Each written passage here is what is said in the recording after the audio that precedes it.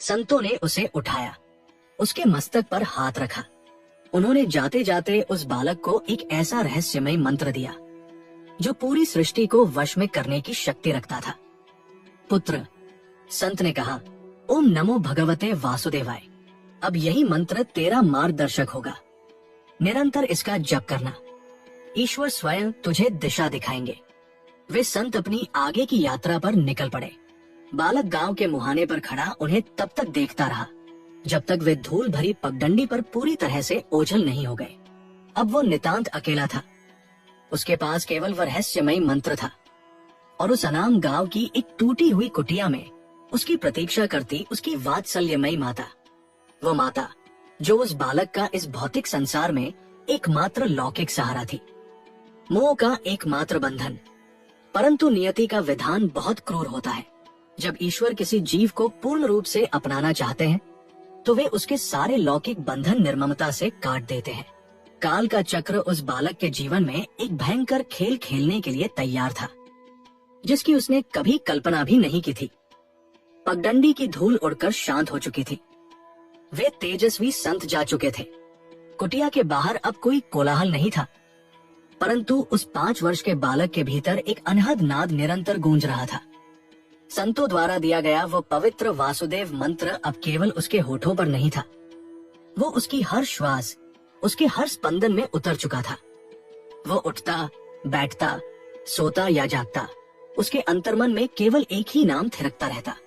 संतों का वह उच्छिष्ट उसके भीतर एक ब्रह्मांडीय अग्नि प्रज्वलित कर चुका था। अब वह बालक गांव के अन्य बच्चों की भांति मिट्टी के घरोंदों से नहीं खेलता था। उसकी दृष्टि शून्य में किसी अदृश्य अनंत शक्ति को खोजती रहती थी। उसका बालमन संसार के कोलाहल से पूरी तरह कट चुका था और एक ऐसी गहरी शांति में डूब गया था जिसे समझना किसी साधारण मनुष्य के वश की बात नहीं थी। उसकी माता एक साधारण दासी थी। वह दिन भर ब्राह्मण के घर कठोर परिश्रम करती, गोबर पाथने से लेकर घर बुहारने तक वो हर कार्य बिना किसी शिकायत के करती थी। उसके जीवन का एकमात्र केंद्र, उसकी एकमात्र आशा उसका ये पुत्र था। वह संसार के हर दुख, हर अपमान को केवल अपने पुत्र का मुख देखकर भूल जाती थी। माता का हृदय अथाह वात्सल्य से भरा था।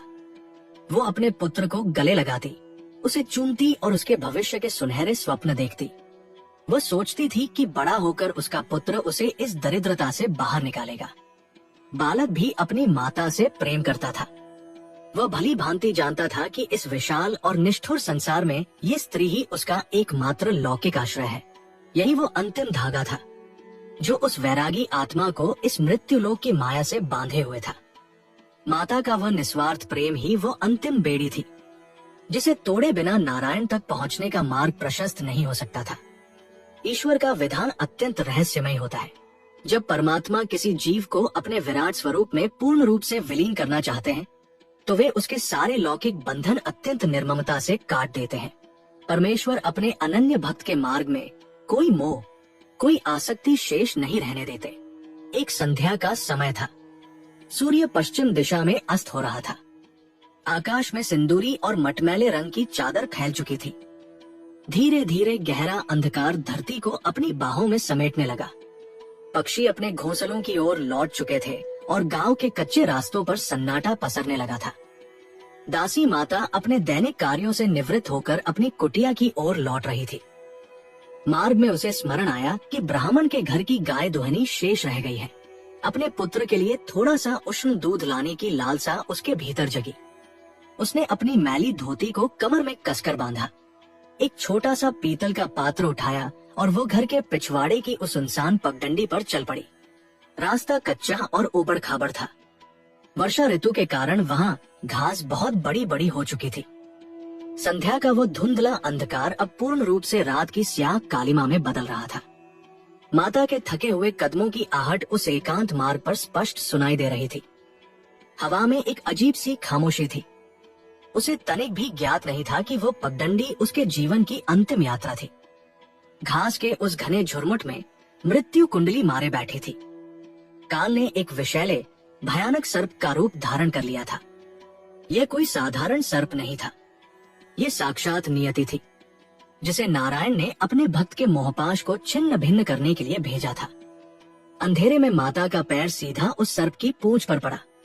सर्प फुफकार उठा, उसका क्रोधित फन हवा में लहराया और अगले ही पल उस विषैले नाग ने माता के पैर में अपने तीखे दांत गड़ा दिए। एक दर्दनाक चीख उस श्रीकांत पगडंडी पर गूंजी। पीतल का पात्र माता के हाथ से छूटकर दूर जा गिरा। विष अत्यंत तीव्र था, वो मृत्यु का हलाहल था। विष का प्रभाव इतना भयंकर था कि कुछ ही क्षणों में उस स्त्री का पूरा शरीर नीला पड़ने लगा। उसकी नसें फटने लगी और उसके मुख से झाग निकलने लगा। वो वहीं उस ठंडी मिट्टी पर गिर पड़ी। उसके प्राण पखेरु शून्य में विलीन हो गए। वह दासी जो दिन भर अपने पुत्र के लिए कठोर श्रम करती थी, अब एक निर्जीव देह मात्र रह गई थी। माया का एक बहुत बड़ा आवरण सदा के लिए टूट चुका था। कुटिया में बैठा बालक अपने ध्यान में लीन था। रात्रि गहरी हो रही थी। माता अब तक नहीं लौटी थी। बालक अपने कुशा के आसन से उठा। उसने बाहर का अंधकार देखा। वह बिना किसी घबराहट के उसी पगडंडी की ओर चल पड़ा। उसके छोटे छोटे कदम उस ठंडी मिट्टी पर पड़ रहे थे। वह किसी अनिष्ट की आशंका से नहीं कांप रहा था। उसके चेहरे पर एक विचित्र सी अलौकिक शांति छाई हुई थी। कुछ दूर चलने पर उसने अपनी माता की देह को भूमि पर पड़े देखा। पास ही सर्प के जाने के निशान स्पष्ट थे और विष के कारण माता का शरीर पूरी तरह काला पड़ चुका था। गांव के कुछ लोग शोर सुनकर लालटेन और मशाले लिए वहां पहुंच चुके थे। स्त्रियां छाती पीट पीट कर रोने लगी। पुरुष उस छोटे से अनाथ बालक को देखकर विलाप करने लगे। हे ईश्वर, क्या अनर्थ हो गया। ये बेचारी दासी मारी गई। अब इस 5 वर्ष के मासूम का क्या होगा। इसका तो इस दुनिया में कोई सहारा नहीं बचा। भीड़ उस बालक के चीखने, रोने और अपनी मृत मां से लिपट जाने की प्रतीक्षा कर रही थी। एक 5 वर्ष के बच्चे के लिए यही स्वाभाविक प्रतिक्रिया थी। संसार का नियम यही है कि मृत्यु पर विलाप किया जाता है, परंतु वह बालक नहीं रोया। उसकी आंखों से एक भी अश्रु नहीं गिरा। उसके होठों पर कोई कंपन नहीं था। वो अपनी मृत माता के सिरहाने बिल्कुल शांत, एक प्रस्तर मूर्ति की भांति खड़ा रहा। भीड़ हैरान थी। लोगों को लगा कि बालक इतने बड़े सदमे के कारण पत्थर हो गया है, उसकी मति मारी गई है। वे नहीं जानते थे कि वो बालक मृत्यु के पार देख रहा था। उसके भीतर शोक नहीं, बल्कि एक असीम अथाह वैराग्य जन्म ले रहा था। वो शरीर और आत्मा के भेद को समझ चुका था। रात का 3रा प्रहर आ चुका था। श्मशान घाट पर चिता सज चुकी थी। चारों ओर गहन भयावह अंधकार फैला था। श्मशान की भयानक शांति को केवल झिंगुरों की कर्कश आवाजें और हवा की साने साने चीर रही थी। चिता में अग्नि दी गई। लाल और पीली लपटें भयानक रूप से आसमान की ओर उठने लगी। सूखी लकड़ियों के चटकने की ध्वनि उस अंधकार में गूंज रही थी। चिता की वह दागती हुई रोशनी उस 5 वर्ष के बालक के शांत चेहरे को रोशन कर रही थी। लपटों का ताप उसके छोटे से शरीर को छू रहा था। वह बालक चिता के ठीक सामने खड़ा था। उसकी दृष्टि उन अग्नि शिखाओं पर स्थिर थी जो उसकी माता के शरीर को भस्म कर रही थी। उसने देखा कि कैसे वह शरीर जिससे वो कल तक लिपटता था, जो शरीर उसे भोजन कराता था, वो अब केवल राख में बदल रहा था। रक्त, मांस और अस्थियों का वह ढांचा अग्नि में स्वाहा हो रहा था। उसके मन में कोई संशय नहीं था, कोई भय नहीं था, कोई अकेलापन नहीं था। उसे संतों की वह बात स्मरण आई कि ये शरीर नश्वर है, मिट्टी है और केवल आत्मा ही परम सत्य है। बालक ने अपनी आंखें बंद की। उसके भीतर का वह स्वर्ण प्रकाश अब एक प्रचंड ज्वाला बन चुका था। उसने अपनी माता की मृत्यु को एक त्रासदी के रूप में नहीं देखा। उसने इसे परमेश्वर की असीम कृपा माना। उसने अनुभव किया कि नारायण ने स्वयं उसके पैर की वह जंजीर काट दी है जो उसे इस मृत्युलोक से बांधे हुए थी।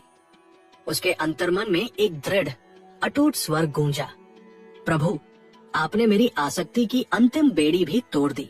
अब मैं केवल आपका हूँ। यह उस बालक के जीवन का सबसे बड़ा सत्य था।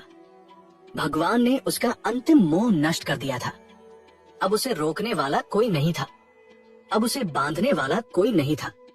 वह पूर्ण रूप से स्वतंत्र था। वह मुक्त था। वो उस आनंद की यात्रा के लिए पूरी तरह से तैयार था। चिता की लपटें अब धीरे धीरे धीमी पड़ने लगी थी। राख उड़कर हवा